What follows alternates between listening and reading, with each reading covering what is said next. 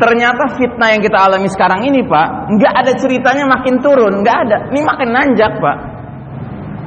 Makanya saya kalau ditanya orang, Ustaz, kira-kira 6 bulan lagi COVID ini berakhir nggak? Saya bilang, maunya saya sih iya. Tapi kalau berdasarkan pemahaman saya tentang akhir zaman, kayaknya bakal jalan terus nih. Gitu. Bukan nakut-nakutin, gitu. Cuma kan kita udah dengar sendiri, Pak. Di satu wilayah udah membaik, tiba-tiba bilang, oh ada second wave, ada gelombang kedua. Ya. Termasuk si Tedros, tahu Tedros? Dia bilang apa?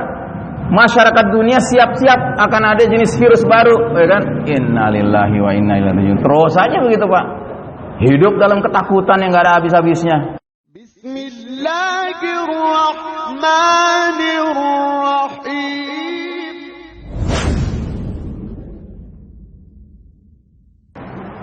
Nah, jadi jangan kita kira ya mereka ini orang baik-baik, Pak. Ini bukan orang baik-baik yang mimpin dunia hari ini, Pak. Ini orang jahat, gitu.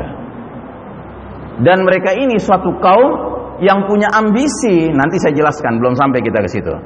Tapi yang pasti, begitu sistem iman yang merupakan rumah besar, tempat berlindung, tempat tinggal umat Islam runtuh, maka kaum kafir Yahudi Nasrani ini leluasa, semena-mena melancarkan ghazwul fikri. Apa itu ghazwul fikri? Ghazwu artinya perang, fikri artinya pemikiran. Ya. Perang opini, perang pemikiran untuk membuat umat Islam mengikuti way of life, jalan hidup mereka, sambil memastikan umat Islam benar-benar meninggalkan Islam sebagai petunjuk hidup. Mereka pastikan umat Islam tidak lagi berpikir perlu menegakkan sistem iman tauhid. Makanya di negeri ini yang teriak-teriak sistem iman tauhid kagak ada, ya kan? Itu bukan orang kafir lagi, Pak. Tapi orang muslim juga. Karena apa? Mereka sudah jadi korban ghazwul fikri. Ya. Orang kafirnya udah ngangkat kaki, Pak, di sini, di negeri ini. Ya. Tapi muslim munafiknya yang luar biasa aktifnya. Nah, jadi kaum kafir Yahudi Nasrani sangat tidak rela jika umat Islam mengikuti petunjuk Allah. Enggak kenapa bagi mereka jika umat Islam tetap ngaku muslim, asalkan mau menempuh jalan hidup sebagaimana jalan hidup kaum kafir barat Yahudi Nasrani. Jadi sekedar kita ngaku muslim enggak masalah buat mereka. Tapi yang penting jangan ngikutin petunjuk Allah lagi. Ikuti petunjuk mereka. Ikuti jalan hidup mereka. Wah, Ustadz Ihsan hate speech nih, ya kan? Ungkapan kebencian nih. Enggak. Ada dalilnya. Di mana? Ini dia dalilnya. Surat Al-Baqarah 120. Ya. Mau tuduh Allah hate speech, silahkan. Mau tuduh Allah ujaran kebencian, silahkan. Mau tangkap Allah, coba aja. Gitu.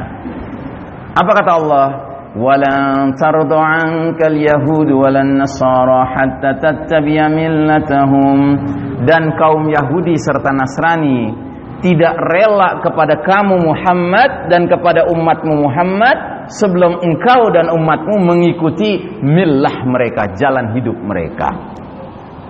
Jadi tuh Yahudi Nasrani nggak sekedar pingin sesat sendirian, Pak, tapi dia ingin ngajak orang lain ikut sesat bareng sama mereka. Maka kata Allah Ta'ala, Qul inna hudallahi huwal huda. Katakanlah sesungguhnya petunjuk Allah itulah petunjuk yang sebenarnya. Bukan petunjuk Yahudi, bukan petunjuk Nasrani, bukan petunjuk Barat, bukan petunjuk WHO, ya kan? Bukan. Gitu. Petunjuk yang benar petunjuk Allah. Gitu. Nah, yang mengerikan di ujung ayat ini Allah keluarkan ancaman. Apa itu ancamannya? Wala in ittaba'ta ahwa'ahum ba'dalladzi ja'aka minal ilmi ma laka minallahi min waliyyin wala nasir. Dan jika engkau Muhammad dan umatmu Muhammad masih saja mengikuti keinginan Yahudi Nasrani sesudah ilmu kebenaran sampai padamu, tidak akan ada bagi kalian perlindungan dan pertolongan dari Allah Ta'ala. Sehingga pertanyaannya, masihkah kita perlu bertanya-tanya kenapa dunia Islam kayaknya hari ini nggak ditolong, nggak dilindungi sama Allah? Jawabannya ada di tangan kita sendiri. Seberapa jauh kita akhirnya mau berpegang teguh, wala, setia, loyal kepada petunjuk Allah saja, dan kita campakkan, kita berlepas diri dari jalan hidup kaum Yahudi Nasrani, itu kuncinya. Tapi kalau kita masih percaya aja dengan politiknya pakai politik mereka, hukumnya pakai hukum mereka, ekonominya pakai ekonomi ribawi, ya kan? Ya jangan heran kalau Allah nggak kunjung lindungi, nggak kunjung tolong. Bahkan sampai sholat cara mereka, gitu. Sholat, Pak. Yang kata Nabi, sallu kama ra'aitumuni usolli, sholatlah kalian seperti kalian lihat aku sholat. Emang pernah kita lihat Nabi sholat kayak yang sekarang ini, yang nyantrik ini, gitu. Yang di masjid-masjid tertentu sampai dikasih tanda tempat setan di mana. Ini loh tempat setan, jangan ditutupin masjadah, karena setan akan ada di sini. Saya kalau datang ke masjid kayak gitu, itu yang saya tutup pakai sejadah saya. Supaya apa? Supaya saya menyatakan, setan, pinggir sana, enyah dari sini. Ngapain sholat sama setan? Gitu. Kita sholat sama saudara muslim aja masih sering kali kepala kita nerawang sana kemari, apalagi kiri kanan kita setan, Pak.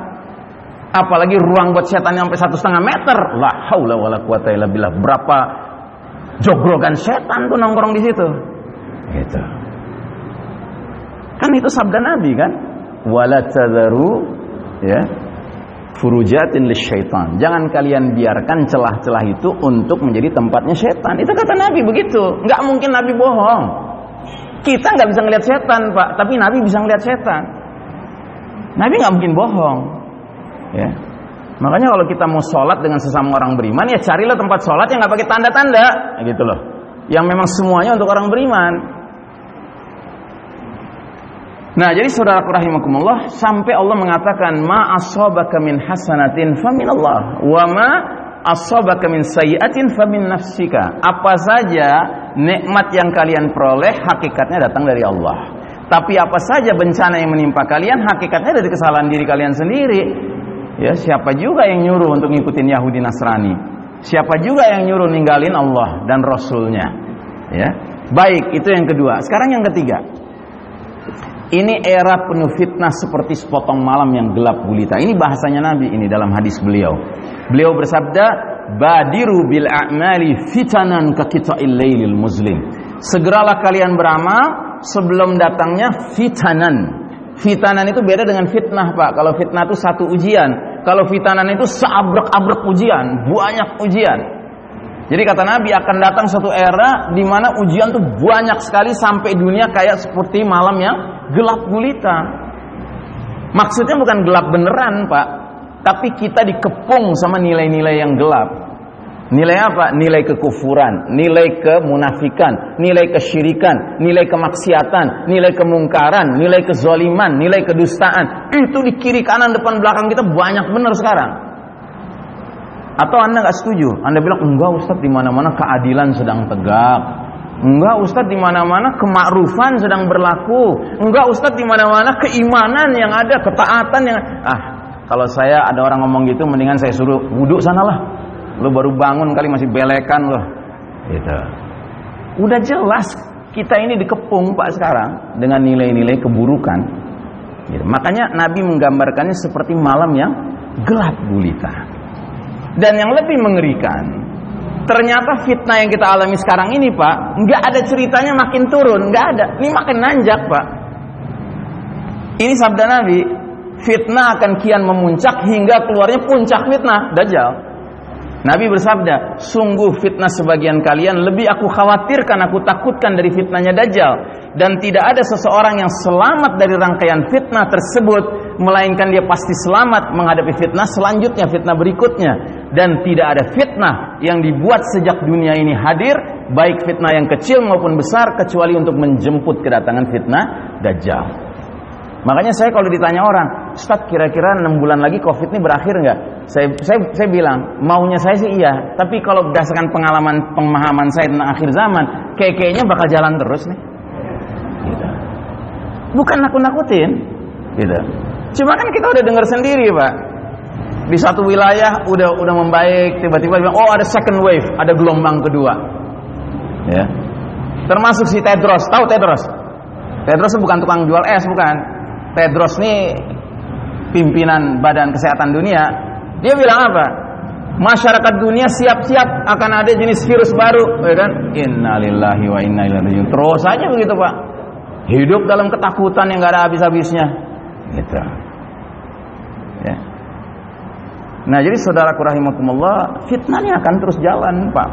Makanya nggak ada cerita kita masih boleh main-main sekarang, Pak. Mari kita beriman, bertakwa yang sebenar-benarnya, supaya furqan ada dalam diri kita. Karena kalau furqan nggak ada, Pak, mereka bilang ini baik, kita ikutin, padahal buruk. Mereka bilang ini buruk, kita jauhin, padahal itu baik. Gitu. Dan ini sudah mulai terjadi sekarang. Ya.